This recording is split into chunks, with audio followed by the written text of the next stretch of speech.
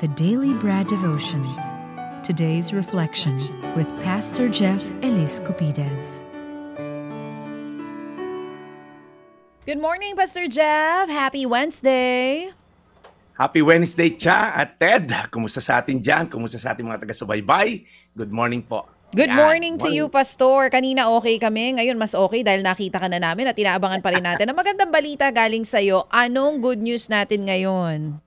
Kanina pa abang na abang si Councilor Doc Alex Santamaria ng Mandaluyong.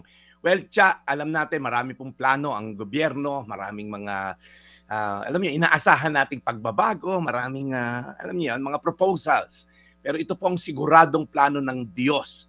Sa Roma 8:28, alam natin na sa lahat ng bagay, gumagawa ang Diyos para sa ikabubuti ng mga umiibig sa Kanya, na Kanyang tinawag ayon sa Kanyang layunin.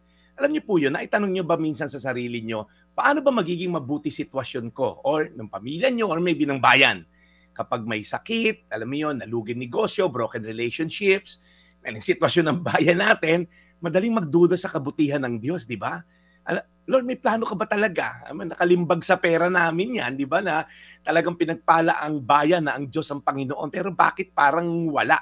Well, ito pong verse na to, hindi ito hula o tsamba, kundi sa putong katiyakan, assurance, na kahit anong mangyari, kumikilos ang Diyos. So tatlo lang po ang gusto kong sabihin. Number one, ang lahat ng bagay ay saklaw ng Diyos. Sa lahat daw ng bagay. Ibig sabihin, walang exempted. Masaya man, malungkot, tagumpay man o kabiguan, ang Diyos po ay tinatawag nating sovereign. Soberenya po ng Diyos ang nangingibabaw. Sabi nga ni Joseph sa kanyang mga kapatid nung sa Biblia, sa Genesis, masama ang balak nyo sa akin, ngunit ito'y ginawang mabuti ng Diyos. Ibig sabihin, kahit sa masasamang pangyayari, God can turn it around. Huwag nating hatiin yung ating isipan, in control ba siya o hindi. Ang ending po, Diyos ang aktibong gumagawa. Yun ang pangalawang point natin. Ang Diyos po ay involved sa affairs ng mundo. Hindi siya para nasa langit, kukuya-kuyakoy.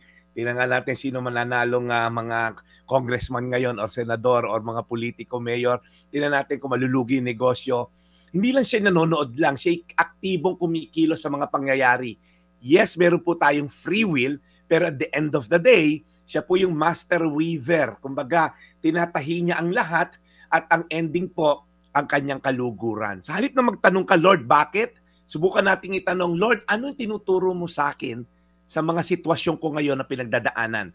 At pangatlo, may layunin siya para, ito po yung clincher, sa mga taong umiibig sa Kanya. Ang una po nating kailangang premise, mahal mo ba ang Diyos? Kasi kung may ginagawa kang mga bagay at hindi ayon sa tingin mo tama, pero mahal mo naman ang Diyos, sumusunod ka sa kaluguran niya, tandaan mo, aktibo siyang involved sa pangyayari. Yung mga taong walang pagmamahal sa Diyos, ang ending po niyan ay sumpa. Ang ending niyan ay hindi maganda ending. Yung eternal ending po sa impyerno, what good for a man to gain the whole world and forfeit his soul, sabi po sa isang verse sa Bible. So hindi ibig sabihin lahat ng mangyayari sa iyo ay good sa pakiramdam, pero lahat ng resulta ay tunay na kabutihan pagka po ang Diyos ay iniibig natin at according to His purpose. Again, ulitin ko lang po para po tayo mainganyo ngayon na magtiwala sa Diyos. Roma 8:28. Alam natin na sa lahat ng bagay, gumagawa ang Diyos para sa ikabubuti ng mga umiibig sa Kanya na Kanyang tinawag ayon sa Kanyang layunin. Tayo manalangin, Lord, at the end na itong mga pangyayari sa mundo, yung purpose mo will prevail. Maraming plano ang tao, sabi mo sa salita mo, but your plans will always prevail at the end. Kaya Panginoon, anumang masasamang pangyayari ngayon, dalawa lang ang dapat namin intindihin. Manatili kami nagmamahal sa iyo at manatiling sundin ang layunin mo dito sa lupa. Dahil alam namin ang ending na ito'y maganda para sa amin. So Lord, yung mga tila bagang hindi nagmamahal sa iyo at hindi sumusunod sa layunin mo, and yet sila yung namamayagpag, sila yung mayaman, sila yung malulusog, sila yung mararangya ang buhay dito sa kabila ng kanilang hindi pagmamahal sa iyo. Lord, wag namin kainggitan dahil hanggang dito lang sa lupa yan. Temporary lang yan. Merong eternity na naghihintay sa aming lahat. Sa mga sumunod sa iyo, gayon din sa mga hindi sumusunod sa iyo. Salamat, Lord, sa kabutihan mo. In Jesus' name. Amen. Amen. Panginoon, muli po maraming salamat sa araw na ito. Sa amin napakinggan mula kay Brad Jeff na napakagandang aral. Lord, alagaan niyo po lagi si Brad Jeff. sa kanyang pagpapatuloy, sa pagpapahupa po sa aming damdamin at pag-uunawa po sa inyo po mga salita. In Jesus' name we pray. Amen. Amen. Amen. Salamat Brad, talagang ikaw ay kumbaga ikaw ang pampakalma sa ating mga damdamin.